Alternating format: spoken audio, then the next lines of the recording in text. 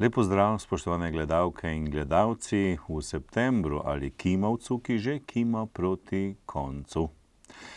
Tudi v zadnjih dneh beležimo na lokalni ravni nekaj pozitivnih dogodkov, česar pa gotovo ne bi mogli reči za begunsko krizo, ki zadeva tako Evropsko unijo kot tudi druge države sveta.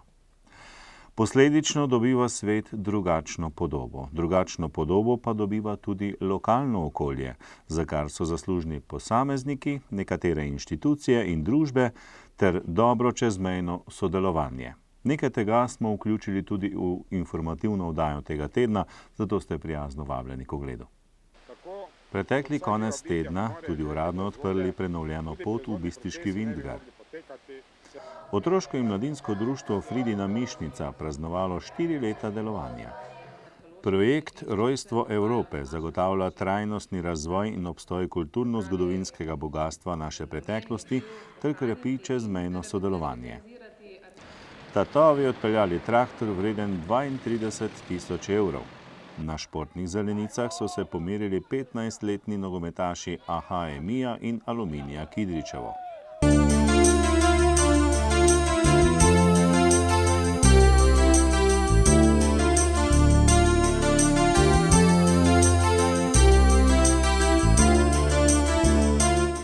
V rubriki Lokalne novice si boste lahko ogledali nekaj posnetkov iz uradne otvoritve obnovljene poti v Bistriški Vintgar, film o razvoju tovarne Impol skozi zgodovino, praznovanje z Miško Frido in predstavitev rezultatov skupnega projekta Rojstvo Evrope. V petek 11. septembra so uradno odprli urejeno pot v Bistriški Vintgar. V okviru projekta ob praznovanju 190-letnice delovanja podjetja Impol so označili tudi naravne znamenitosti in kulturno dediščino ob rimskem kamnolomu. Sredstva za ureditev poti je namenila skupina Impol. Sicer pa je akcija potekala v sodelovanju s podjetjem Ideal, Zavodom Republike Slovenije za varstvo narave, Zavodom za varstvo kulturne dediščine Slovenije, Planinskim društvom Slovenska Bistrica in sindikatom Skej Impol Slovenska Bistrica. Avgusta so tako od vznožja do rimskega kamnoloma postavili klopi, zamenjali deske na brvi in na delu, kjer je večja mlaka, postavili brunčano pot. Na nasprotni strani brega rimskega kamnoloma zdaj stoji miza z 2 klopema. Informativna tabla s predstavitvijo kamnin in didaktična igrica za otroke. Ob odprtju so se povabljeni odpravili od vznožja Bistriškega Vintgarja do rimskega kamnoloma, kjer je tudi potekala otvoritev. Edvard Slaček, izvršni direktor skupine Impol, je poudaril, da v njihovem podjetju veliko pozornosti namenjajo ohranjanju okolja. Kljub vsem razvoju in napredku je voda potoka Bistrica danes še vedno potrebna za tehnološke namene. S povečanjem proizvodnje bi potok Bistrica že zdavnaj postal premajhen za potrebe Impola. Zato smo že v prvi polovici 90-ih let zgradili prvi zaprti hladilni sistem za potrebe livarne, nato pa smo po letu 2000 izgrajevali zaprte hladilne sisteme za druge proizvodne procese. Gradnja zadnjega zaprtega hladilnega sistema za novo proizvodno linijo Alumobil je bila zaključena leta 2013. S tem smo zagotovili možnost za povečanje proizvodnje, obenem pa smo močno zmanjšali obremenitev potoka Bistrica. Zelo zgovoren je podatek, da smo od leta 2000 do danes zmanjšali porabo tehnološke vode za 94%, oziroma v številkah to pomeni iz 22,4 kubičnega metra na tono proizvodnje na 0,139 kubičnega metra na tono proizvodnje. Obenem pa smo skoraj za 5-krat povečali proizvodnjo. Po besedah Andreje Senegačnik in Simone Kaligarič z Zavoda za varstvo narave se v občini Slovenska Bistrica dobro zavedajo pomena Bistriškega Vintgarja. Narava je okolje, v katerem živimo, okolje, od katerega smo odvisni in ne nazadnje, ki ga tudi oblikujemo. Narava je nekaj, kar smo na nek način dobili in kar bomo tudi dali naprej. To je naša dediščina. In kot vsako dediščino, tudi to najboljše varujejo in ohranjajo tisti, ki jo poznajo, ki jo imajo radi in ki jo spoštujejo. Zato smo danes še toliko bolj veseli, da smo tu skupaj z vami, ki imate radi ta vaš Bistriški Vintgar, skupaj z občino, s katero smo tudi že kar nekaj dobrega za ohranjanje narave skupaj naredili in še posebej s podjetjem Impol, ki je že toliko časa v tem okolju, ki praznuje 190. obletnico obstoja te dejavnosti v Bistrici in ki se je tudi z tem dejanjem, se pravi z sodelovanjem pri obnovi infrastrukture, izkazalo kot tako družbeno odgovorno podjetje. Nekaj več o označitvi znamenitosti v bistriškem Vintgarju je povedal Srečko Steinbacher z Zavoda za varstvo kulturne dediščine Slovenije. Mi smo tudi seveda predstavili, ko bi temu rekli, svoj piskrček k tele postavitvi teh informacijskih tabel, ki bodo vsem pohodnikom, ki prihajajo po bistriškem Vintgarju gor in navzdol pravzaprav dodali še eno dodatno informacijo. Zdaj seveda tale znak, ki ga tukaj vidite, je narejen v skladu z pravilnikom, ki ga država sprejela. In obveznost občin je, da do leta 2021 vse kulturne spomenike označijo na takšen način. Zdaj tukaj, kolikor vidim, manjka še QR koda, ampak to bomo verjetno še uredili v nadaljevanju, kajti za nami prihajajo generacije, ki so vešče telekomunikacij in tako naprej, tako da bo seveda v ozadju ogromno podatkov, ne samo o tem, kar je tukaj, ampak tudi še kakšna druga zraven. Kamnine, ki so značilne za bistriški Vintgar, je ob odprtju predstavila Mojca Bedjanič z Zavoda Republike Slovenije za varstvo narave. Tukaj imate vse to, kar sem prej naštela in še marsikaj neodkritega. Za prezentacijo teh geoloških posebnosti smo se odločili, da v sodelovanju, da se izognemo tej klasični predstavitvi, to se pravi, da v enem tako čudovitem, ranljivem okolju ne bi preveč smetili z prevelikimi tablami, s prevelikim številom tabel. Zato smo se poslužili interpretacijskih pristopov. To pomeni, da smo poskušali pripraviti zelo minimalistično prezentacijo, ki nas bo poskušala navdušiti, približati obiskovalca tej geološki zgodbi. Zgodbo bom začela z bistriškim šumom, kjer lahko spoznate magmatsko kamnino granodiorit. Mnogim je verjetno bolj poznana pod imenom tonalit ali pa celo bolj pod imenom granit. Povem vam, da to gre v bistvu za eno in isto kamnino, samo geologi moramo imeti pogostokrat biti zelo pametni in smo jo vmes velikokrat preimenovali, ampak trenutno njeno veljavno ime je granodiorit in gradi osrednji masiv Pohorja. Tukaj se pojavlja v tem granodioritu potem tudi žilnine. To se pravi, kot že samo ime pove, gre za žile v tem granodioritu, ki so lahko apliti, kadar so drobnozrnate, ali pegmatiti, kadar so debelozrnate. In tu imamo en primer debelozrnatega. Vedno smo dali dva vzorca, en surov vzorec in en spoliran vzorec, da lahko vidimo tudi, kako izgleda ta kamnina, kadar je obdelana. Privoščili smo si predstaviti tudi eno magmatsko kamnino, ki jo v bistriškem Vintgarju ne bomo našli, to je čizlakit. Je pa toliko posebna in toliko pomembna za celotno Slovenijo, da smo jo predstavili tudi tukaj. Gre za avtohtono slovensko kamnino, ki je bila prvič najdena v Cezlaku in v bistvu gre za eno izmed 5 evropskih nahajališč, skratka prvič najdena pri nas na Pohorju. Zdaj se počasi od slapu šum smo skoraj že na tej točki.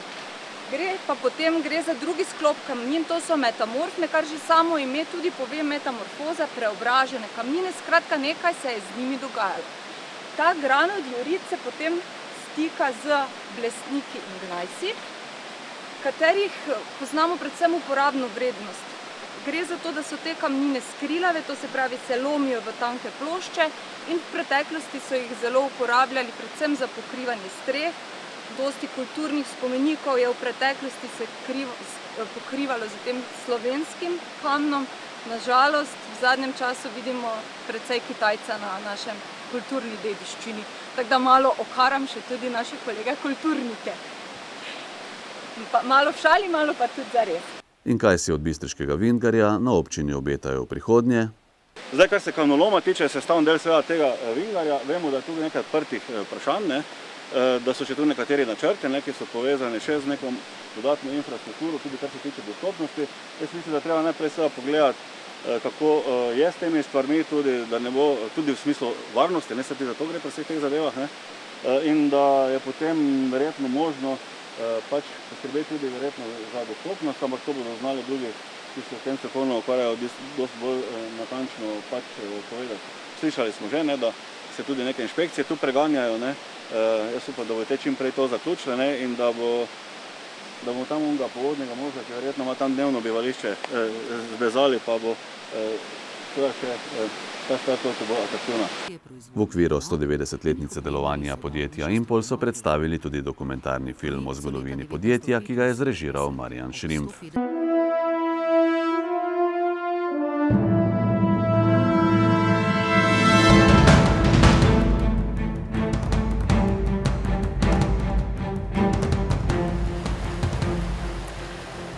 Od nekdaj so potoki s Pohorja gnali mlinska kolesa, poganjali žage in kovaška kladiva. Takšno vlogo je imel tudi potok Bistrica, kjer so na mestu današnje tovarne Impol stale prve Fužine. A pojdimo po vrsti.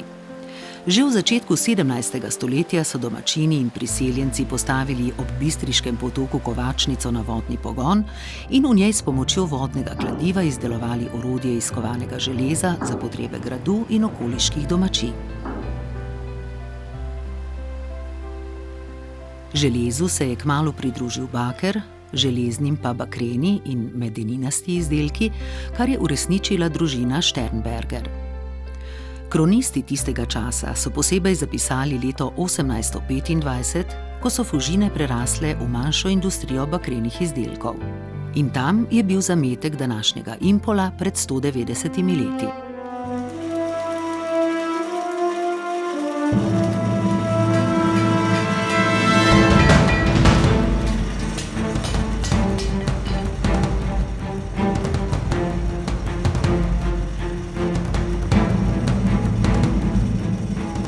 Zavrtimo časovni stroj naprej. V drugi polovici 19. stoletja so z razširitvijo proizvodnje Fužine zaposlovale okrog 200 delavcev. Potem pa se do konca Prve svetovne vojne program tovarne Kupferhammer in Messingwerke ni širil, med vojno pa je proizvodnja obstala. Pomembno je bilo leto 1924, ko je obrat prešel v roke delniške družbe za promet s kovinami Zuckmayer in Gruber iz Zagreba. Dejavnost so razširili na področje valjanih izdelkov ter žic iz bakra, medenine in brona. Med drugo svetovno vojno je okupator vključil tovarno v svoj oboroževalni stroj, vendar je ni bistveno posodabljal. Partizani so jo skušali požgati, vendar jim napad ni uspel. Z osvobojeno državo se je za tovarno začelo tudi novo obdobje. Poglejmo nekaj menikov. Leta 1946 je bila tovarna nacionalizirana in 31. decembra registrirana kot podjetje Impol, industrija metalnih polizdelkov. Leto 1950 je tovarni poleg samoupravljanja prineslo prvo tono aluminijastih polizdelkov in s tem začetek preusmeritve v aluminij. Čez 11 let, ko je bilo obdobje preusmerjanja končano, so tako proizvedli 13.000 ton aluminijskih polizdelkov. Hkrati se je začela dolgoročna obnova tovarne, tako da so po posodobitvi stiskalniškega obrata izdelali 21.000 ton stiskanih in vlečenih proizvodov. Z njimi si je Impol utrl tudi pot na zunanje tržišče. Izvoz je leta 1968 dosegel skoraj polovico celotne proizvodnje. S tem je bil postavljen temeljni kamen usmeritve podjetja za prihodnost.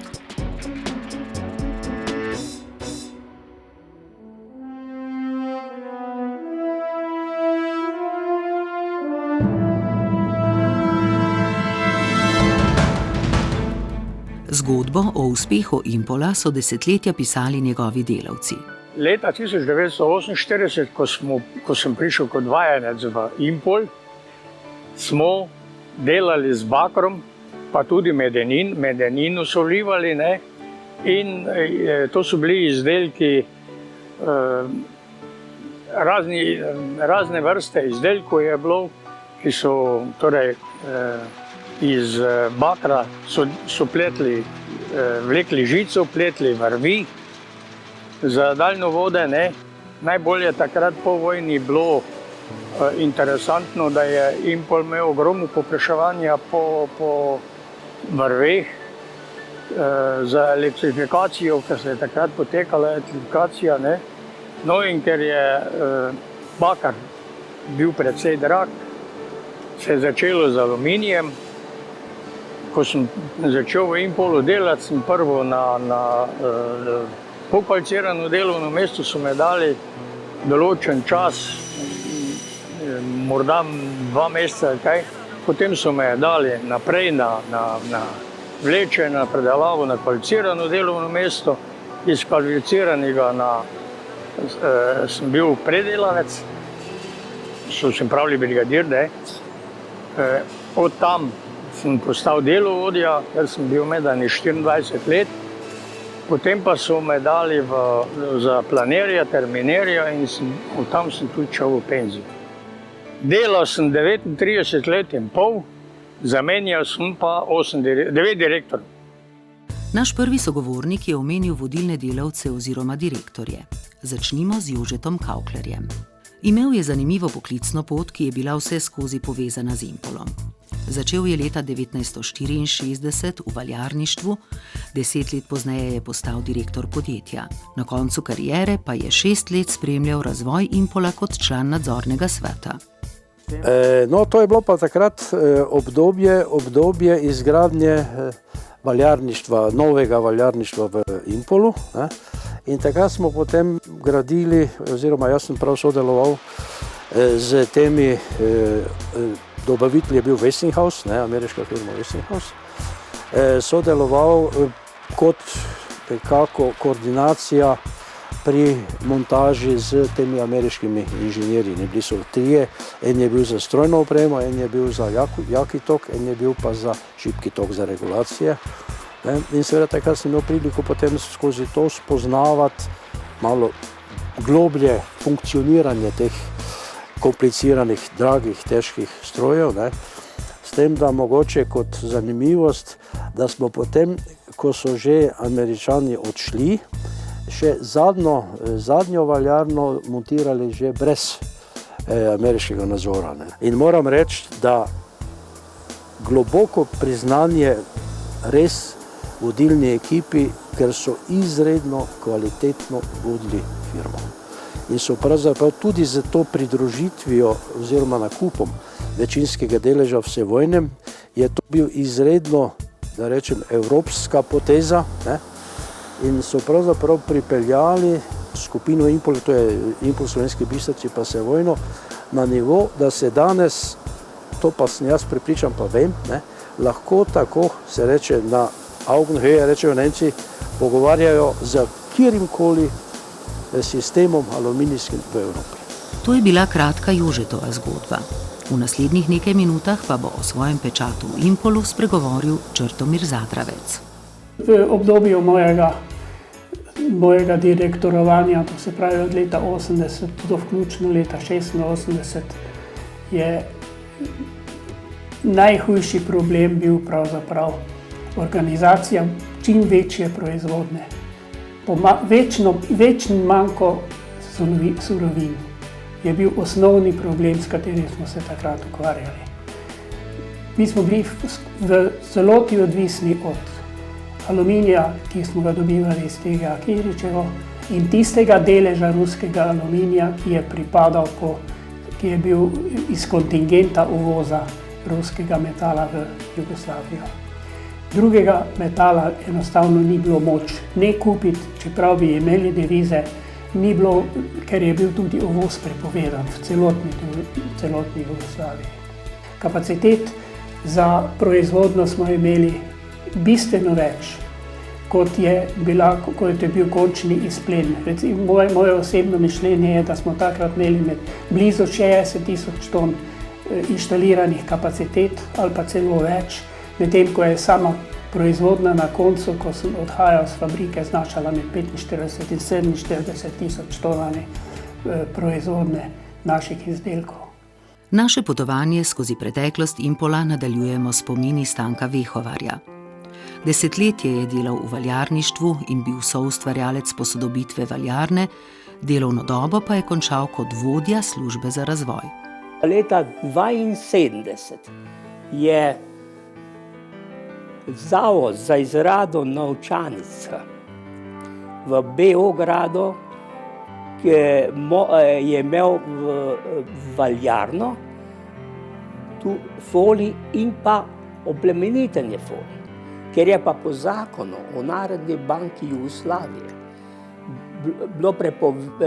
ni bilo dovoljeno, da ima ta kovnica tudi drugostransko proizvodnjo. Kovnica je pa imela tiskanje bankovcev in pa kovanje kovancev. Tako so potem Impol je zvedel to, direktor je imel dobre povezave v Beogradu, ker to so bili ljudje, ki so po vojni bili v službi na direkciji in to, in je zvedel in smo to sorazmerno poceni kupili. In tako 72 leta smo skupili, potem smo to demontirali, sem pripeljali in leta 1975 je začela folijska valjarna funkcionirati. 75 leta je v Impolskem sindikalnem domu je bila ustanovna skupščina, to je imel svet univerze v Mariboru, ustanovitve Mariborske univerze. To je bilo julija, začetku julija meseca in to je bil čas, ko je združeno delo, vse posod so rekli, združeno delo mora biti povezano z družbenim dogajanjem. In je univerza, pravim, tudi razmišljam tistem dobu, bila tako ustanovljena v delavski sredini, v tovarni. Treba je povedati, da je Impol moral tudi skozi težke čase. Takšni so bili denimo tisti konec 80. let prejšnjega stoletja, ko so delavci organizirali protestni shod, podjetju pa je bila odrejena prisilna uprava. Rad bi pa rekel samo to, da hočemo delo, da bomo imeli dosti dela, da bomo lahko zaslužili, pa da bomo imeli poštene plače, da bojo lahko ljudje živeli kulturno. Takrat je v Impol prišel Adi Žunec, ki ga je imenovala skupščina občine Slovenska Bistrica. Vedeti je treba, da politikom nikakor ni bilo vseeno, kaj se dogaja s tovarno, ki je desetletja uspešno sobivala s krajem. Mi smo vsa leta gradili na tem, da smo si usposabljali lastne kadre in da smo tudi preko fakultet in visokih šol zagotavljali kadre za najzahtevnejše izdelke oziroma proizvodnjo. Sreča je opoteča, vendar sreča je še vedno v ljudeh. Ljudje so tisti, ki bodo zagotavljali, da bo Impol ostal, da bo Impol šel naprej in da bo Impol nosilec razvoja v prostoru, kjer deluje. 190 let so globoke korenine, ni tako enostavno mogoče odsekati, vsekakor pa je težko graditi na nečem, kar je že doseženo, ker je treba še kako krepko poseči s stroko, dobrim vodenjem, z angažiranjem in priznavanjem delavcev, dobro stimulacijo teh delavcev, ki so pripravljeni delati in pričakujejo pa tudi ustrezno plačilo za opravljeno delo. S tem razmišljanjem smo sklenili krog sogovornikov, ki danes niso več del kolektiva, a so ga dolga desetletja bogatili svojim znanjem, sposobnostmi in zavzetostjo. Preden damo besedo tistim, ki zdaj oblikujejo dogajanje in razvoj podjetja, bomo spet pognali naš časovni stroj.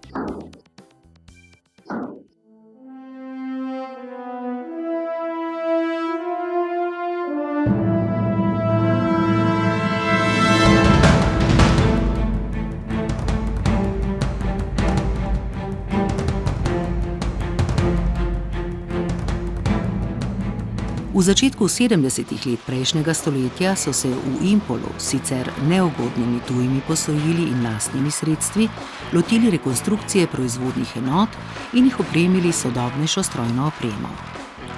Projekt so leta 1975 ob 150-letnici podjetja tudi uspešno končali. V prvi fazi je bil prenovljen stiskalniški obrat, v drugi in tretji pa valjarniški.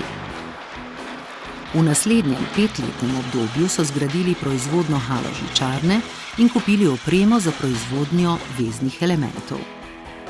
Pomembna je bila še naložba v profilarno, ki je omogočila racionalnejše izkoriščanje materijala, razširitev asortimenta in večjo finalizacijo polizdelkov. Od leta 1981 do 1990 so zagnali 2 kvartovaljarni ter posodobili livarno z ureditvijo površinske in toplotne obdelave ulitkov. In še zanimivost. Leta 1988 so dosegli tudi najvišje število zaposlenih v zgodovini Impola. V tovarni je delalo kar 2423 ljudi. Med letoma 1991 in 1995 so posodobili stiskalniški program in tako izboljšali ponudbo iztiskanih in vlečenih palic ter cevi. V tem obdobju so v valjarništvu prestrukturirali proizvodni program za izdelavo rebraste pločevine in rondel. S tem so pridobili nove kupce iz zahodnih držav in ZDA, kjer so ustanovili družbo Impol Aluminum Corporation. Ob bližajočem se novem tisočletju so zaposleni ustanovili družbo pooblaščenko Impol 2000 delniško družbo. Z vložitvijo certifikatov, s katerimi so se poravnale zadolžnice za manj izplačane plače, so postali lastniki podjetja. V tem razvojnem ciklusu velja omeniti tudi leto 2002, ko so v Srbiji v Sevojnu kupili 70% delnic valjarne Aluminija in ustanovili družbo Impol Seval. V tem letu so tehnološko napredovali tudi v programu stiskalništva ter v proizvodnem procesu cevarna postavili novo 55 meganewtonsko stiskalnico in strežno opremo. Tudi prihodnja 3 leta so bila naložbeno usmerjena. Graditi so začeli halo za proizvodnjo folij, kupili so 3 nove valjarne in za prestrukturiranje celotnega valjarništva namenili kar 48 milijonov evrov. Vse to se je zgodilo v letu 2003, ko so skupaj s Sevalom prodali 107 tisoč ton izdelkov. Naslednje leto je bila najpomembnejša naložba v modernizacijo druge plinske livne linije, leta 2005 pa so obnovili še 3. linijo. V tem letu jim je uspelo zvaljati 6 mikronov tanko aluminijasto folijo. Gre za pomemben dosežek, saj je to najtanjša folija, ki je bila izdelana v zgodovini podjetja. Leta 2007 se je Impol prestrukturiral na večje število manjših družb, s čimer učinkoviteje obvladuje ekonomiko poslovanja. Tudi zaradi dobrih poslovnih rezultatov je bil tega leta za predsednika uprave ponovno imenovan Jernej Čokl. Ja, moram reči, da od teh 190 let obstoja Impola sem že skoraj 42 let v Impolu, torej sem že kar en del te zgodovine. Impol je bil zmeraj razvojno naravnana tovarna. Impol tudi v preteklosti je imel mogoče to srečo ali pa nesrečo, zdaj kakorkoli vzamemo, ampak jaz mislim danes, da je bila sreča, da pravzaprav politika nikoli ni podpirala preveč Impola. Zato se je Impol moral boriti sam in je moral sam najti pot in izhod v vseh krizah, tudi v bivši Jugoslaviji se je to dogajalo. Tako da Impol je, bi rekel, res firma, ki se je prebijala z svojimi močmi in ker je taka, je tudi sposobna danes, bi rekel, preživeti. Gotovo pa, če gledam vsaj iz vidika teh 42 let, kar sem jaz tukaj, je bilo verjetno najtežje obdobje Impola, tam obdobje po letu 90, po tistem, ko se je Slovenija osamosvojila. Vse takrat smo izgubili kompletni jugoslovanski trg, na katerega je bil dotedaj Impol izjemno navezan. Po osamosvajanju Slovenije se je pa začelo tisto pravo, morali smo dobiti zahodni trg in mislim, da to je največji preobrat v Impolu. Ta preobrat je zahteval potem seveda to, da smo močno dvignili kakovost, da smo se prilagodili zahodnim normam, da smo povečali produktivnost, bila je bitka za obstoj, vsaj tam nekje do leta 2000 in kasneje po letu 2000 se je pa Impol izjemno naglo razvijal in če primerjam Impol recimo pred osamosvojitvijo, je bil Impol takrat 3-krat manjši, kot je pa Impol danes, 3 do 4-krat manjši. Prvo desetletje novega tisočletja zaznamujeta dodatno posodabljanje valjarništva in lastninsko preoblikovanje. Družba Impol, delniška družba, je namreč leta 2007 dokupila še 45% lastnih delnic in je tako skupno 97% delnic postala obvladujoča družba v skupini. V tem obdobju so nastali prvi izdelki iz nove linije za stiskanje Alumobil. Prav tako je začela obratovati nova linija za barvanje, ki so jo postavili v Impol Sevalu. K temu je treba dodati še dograditev sončne elektrarne z močjo 1 MW, ki nadomešča del porabljene energije na okolju prijazen način. A vrnimo se k ljudem, ki so krojili usodo podjetja in ga postavili na svetovni zemljevid industrije aluminija. Mi smo zmeraj vse, kar smo ustvarili, vlagali v nadaljnji razvoj družbe. Nikoli se nismo ukvarjali z razmišljanjem o delitvi, temveč smo se ukvarjali z razmišljanjem o tem, kako dobiček uspešno v bodoče uporabiti za povečan obseg poslovanja. V metalurški industriji, v kateri delujemo, je tako, da vsak najmanjši poseg v proizvodne procese ali pa v razvojne procese pomeni zneske, ki gredo preko 10 milijonov, gredo pa tudi v izjemno visoke številke.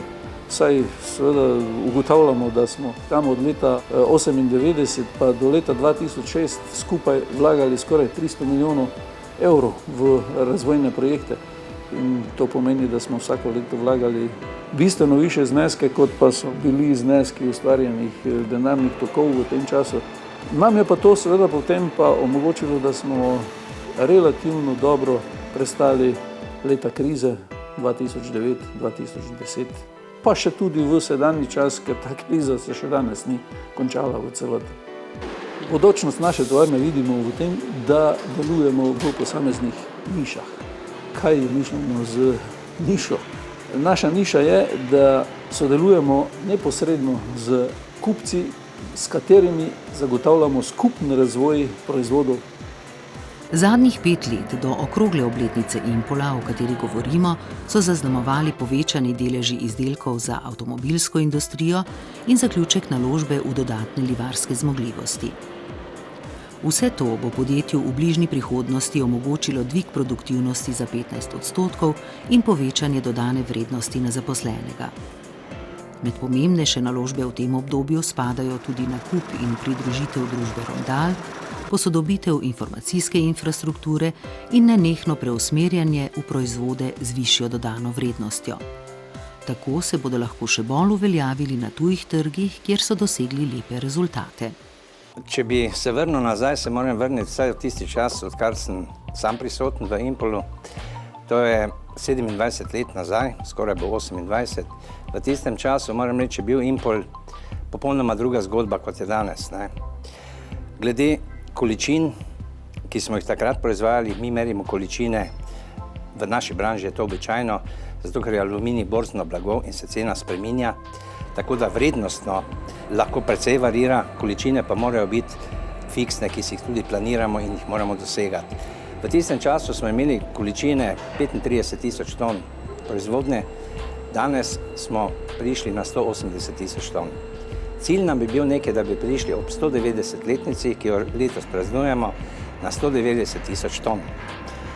V tistem času, če se spomnim nazaj, moram reči, da smo imeli 75% domačega trga, to je bil trg skupne države. Imeli smo 25% izvoza. Izvoz je bil namenjen v glavnem pridobivanju deviznih sredstev, da smo si lahko s tem omogočali uvoz. Imeli smo zelo malo število kupcev v tujini. Glavni trg je bil Nemčija. Lahko povem, da smo imeli enega kupca, ki je pokrival celo Nemčijo. V nabavnem trgu smo pa tudi imeli samo enega dobavitelja. Ko je postala Slovenija samostojna, so se nam pa porušili domač trg popolnoma in morali smo iti v izvoz. Preživeti v izvozu z številom ljudi, ki smo ga imeli takrat, moram reči, da je bila to naporna pot in danes smo prišli tu, kjer smo. Številko 190 tisoč ton proizvedenih izdelkov bo po kazalnikih razgibanega poslovnega leta 2014 verjetno mogoče kmalu doseči. Seveda ob upoštevanju ugodnih razmer na svetovnem aluminijskem trgu. Značilnost Impolove izvozne strategije je razpršenost izvoza v skoraj 50 držav, sicer pa je največji kupec Nemčija. V čezmorskih državah je uspešna prodaja nišnih izdelkov. Dobre prodajne rezultate dosega podjetje tudi zaradi pozitivnih sinergijskih učinkov s svojo družbo Impol Seval v Srbiji. Na tuje proda 95% proizvodnje, največ v države Evropske unije in Rusijo. Ovo je godina jubileja praktično za kompaniju Impol. Impol slavi 190 godina, mi ove godine slavimo 40 godina otpuštanja u rad fabrike. Slavimo na neki način i 13 godina od uspješne privatizacije.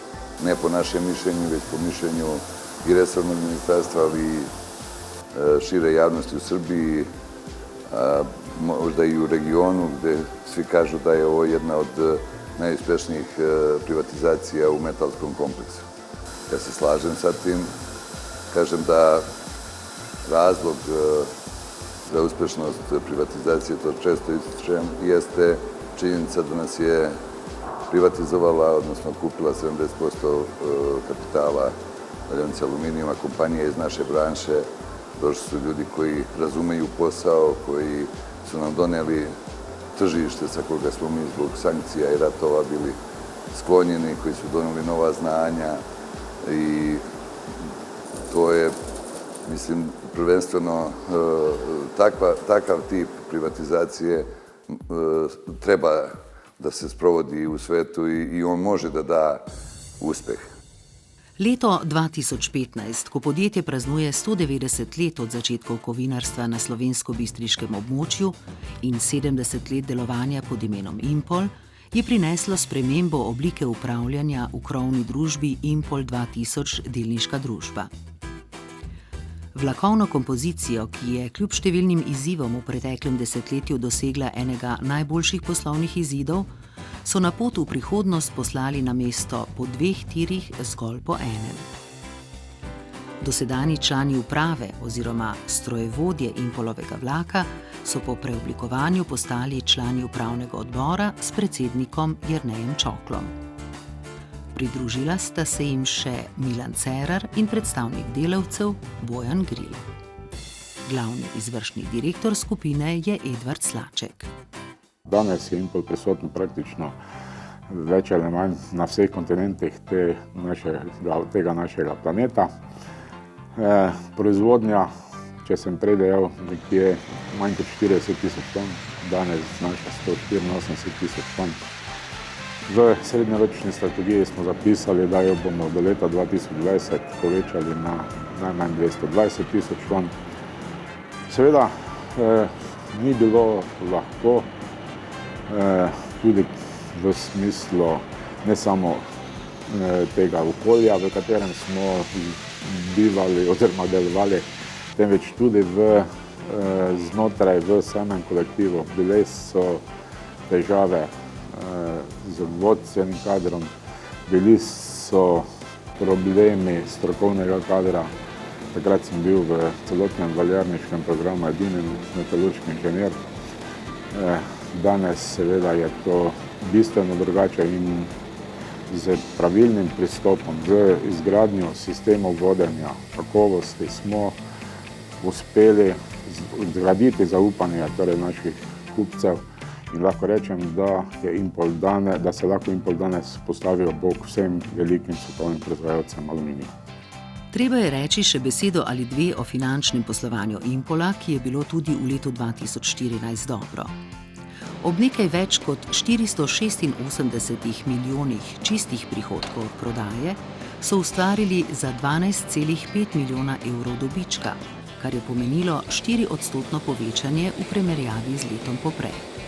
Da je s financami vse tako, kot mora biti, že vrsto let skrbi tudi Irena Šela, izvršna direktorica za finance in informatiko. V prvi vrsti je v bistvu naša naloga, torej naloga financ v tem, da zagotavljamo sredstva za razvoj skupine Impol, da zagotavljamo plačilno sposobnost podjetja, prispevamo k donosnosti in neodvisnosti poslovanja.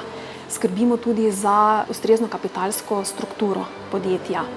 Pripravljamo ustrezne informacije za poslovodstvo, za zunanje deležnike, kot so banke, dobavitelji, delničarji, tudi za zaposlene. Ker Impol je v bistvu nenehno pod drobnogledom vseh, ki v bistvu financirajo poslovanje Impola, ki sodelujejo v poslovanju, to so predvsem banke, dobavitelji. In seveda to najmanjše neizpolnjevanje obveznosti ali pa neprave informacije v Impolu lahko v bistvu pride do izgube zaupanja v Impol in s tem tudi so lahko posledice kar katastrofalne.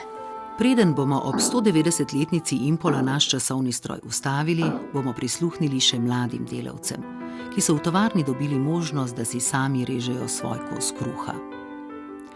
Tako, kot ga je tovarna skozi desetletja dajala tisočem ljudem slovensko-bistriškega območja in tudi širše okolice.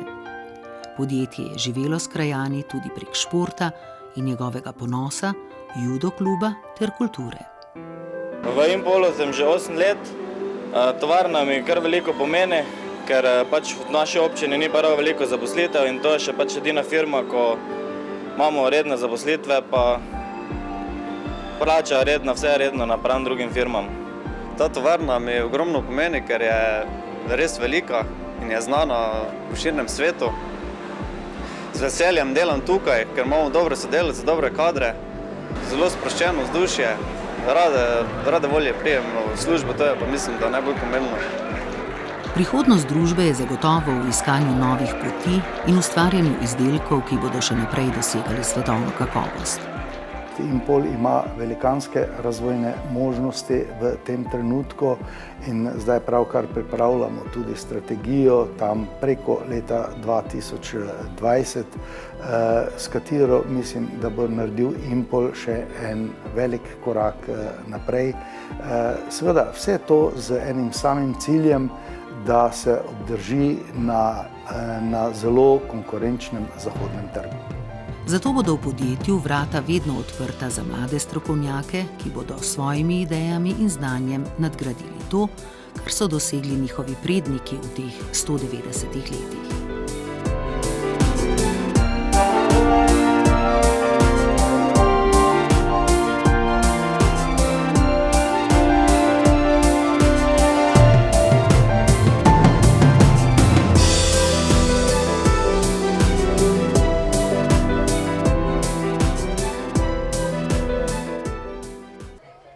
Otroško-mladinsko društvo Fridina Mišnica je v soboto 12. septembra v Mestnem parku v Slovenski Bistrici že četrtič izvedlo prireditev za otroke Fridina Mišnica.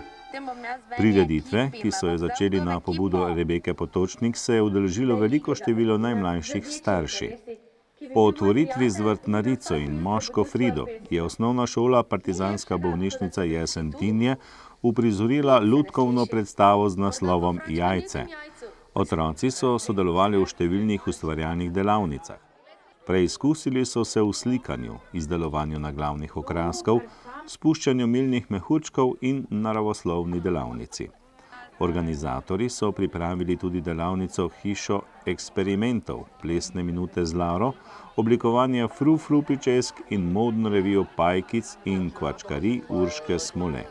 Sicer pa so otroka še posebej razveselili s poslikavo obraza in ploščic. V Viteški dvorani Bistriškega gradu so v torek, 15. septembra, predstavili rezultate projekta Rojstvo Evrope. Gre za čezmejni projekt, v katerem je sodelovalo 5 partnerjev. Zavod za kulturo Slovenska Bistrica, Razvojna agencija Kozjansko, Javni zavod za kulturo, šport, turizem in mladinske dejavnosti Sevnica, Muzej Prigorja in Zavičajni muzej Varaždinske Toplice. S pomočjo denarja, ki so ga večino pridobili iz Evropskega sklada za regionalni razvoj, so od začetka preteklega leta oživili in povezali 5 znanih lokalnih arheoloških najdišč, med njimi tudi Anšnikovo gradišče nad Jurišno vasjo na Pohorju. Martina Zankovič z Zavoda za kulturo Slovenska Bistrica, ki je tudi vodilni partner pri projektu, je na novinarski konferenci povedala, da so z različnimi dejavnostmi prispevali k ohranitvi in popularizaciji kulturne dediščine na obeh straneh meje. Ogledali so si primere dobrih praks, izmenjali izkušnje in izobrazili interpretatorja dediščine. Poleg tega so arheološko raziskali 2 najdišči, izdelali replike in spominke, posneli film, izdali strokovno publikacijo, odprli razstavo in poskrbeli za skupni promocijski material. Prav tako so vzpostavili skupno spletno stran. Sicer pa bodo partnerji sodelovali tudi v prihodnje, tako se po besedah Martine Zankovič že pripravljajo na projekt Rojstvo Evrope 2.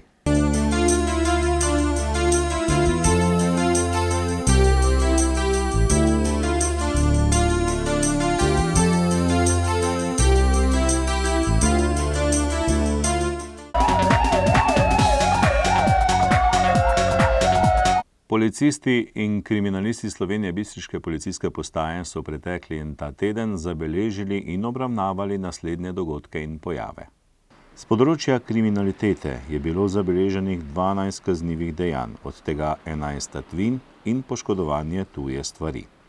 Spodnja Nova vas. Neznani storilec je ponoči ukradel traktor vreden 32.000 evrov.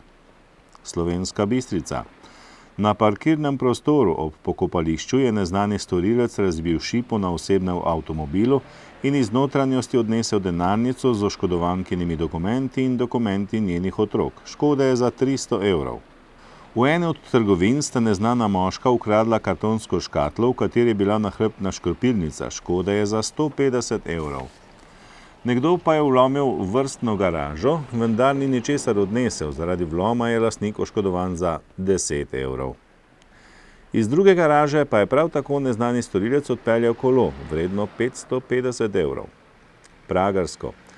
Z nezavarovanega gradbišča je nek nepridiprav odpeljal 3 palete lepila za fasade, avtomobilsko prikolico in pocinkane cevi, iz kovinskega zabojnika pa izmaknil udarno kladivo ter več kosov gradbenega materiala.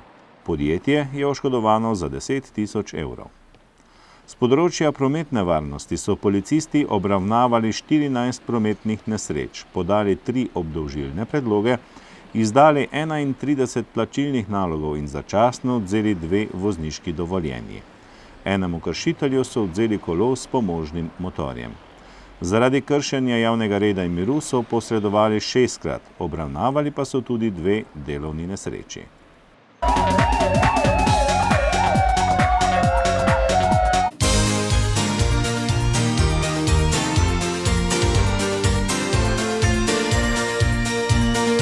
Ekipa U15 nogometnega kluba Bistrica je v soboto 12. septembra odigrala tekmo 6. kroga prve slovenske lige Vzhod. V športnem parku v Slovenski Bistrici se je v derbiju z Aluminijem iz Kidričevega razšla z neodločenim izidom 1:1. Povedli so Bistričani v 15. minuti je, potem ko so gostje v kazenskem prostoru naredili prekršek nad Rokom Ferčičem, z najstrožje kazni zadela Kaja Korošec. Izenačujoči zadetek za Aluminij je v 62. minuti po nesrečnem posredovanju domače obrambe dosegel Aleks Tašner. Bistrica je na lestvici na 4. mestu, za vodilnim Mariborom zaostaja za 3 točke.